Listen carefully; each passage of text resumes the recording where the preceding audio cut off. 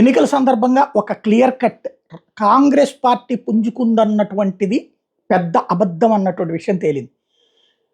Congress party మొన్న ఆ మాత్రం సీట్లు ఎట్లా సాధించిందంటే భారతీయ జనతా పార్టీ వ్యతిరేక ఓట్లను ఒడిసి పట్టడం వల్ల. అంటే అంతకుముందు ఎన్డీఏ, యూపీఏ, తృతీయ ఫ్రంట్ లేదా ప్రాంతీయ పార్టీలు ఎవరిలో దోవన వాళ్ళు, లైక్ వైఎస్ఆర్ కాంగ్రెస్ పార్టీ, అటు పక్కన బీజేడీ, ఇంకో పక్కన సమాజ్వాదీ పార్టీ, ఇట్లా విడివిడిగా పోటీ చేయడం వల్ల భారతీయ జనతా పార్టీ 2 వంతుల మెజార్టీ అప్పుడు ఏది ఎన్డీఏగా ఇండివిజువల్గానే 303 సీట్లు సాధించింది. ఈ దఫా ఐఎన్డిఐఏ కూటమి తృతీయ ఫ్రంట్ కూడా లేచిపోయి ఈ యూపీఏ ప్లస్ తృతీయ ఫ్రంట్ కలిసిపోవడం వలన ఈ ప్రభుత్వ వ్యతిరేక ఓట్లని ఒడిసి పట్టడం వల్ల ఆ మాత్రం సీట్లు వచ్చినాయి. అది కూడా భారతీయ జనతా పార్టీ కంటే తక్కువ సీట్లు వచ్చింది. దానికి సజీవ సాక్ష్యం ఇప్పుడు కూడా చూస్తే కాశ్మీర్లో ఇట్లా ఒడిసి పట్టడం వల్ల కాంగ్రెస్ నేషనలిస్ట్ కాన్ఫరెన్స్ కలిసి పోటీ చేయడం వల్ల గెలిచారు. అదే హర్యానాలో విడిగా పోటీ చేయడం వల్ల ఓడిపోయినటువంటి పరిస్థితి ఉంది. అంటే ప్రభుత్వ వ్యతిరేక ఓట్లు కాదు ఇక్కడ,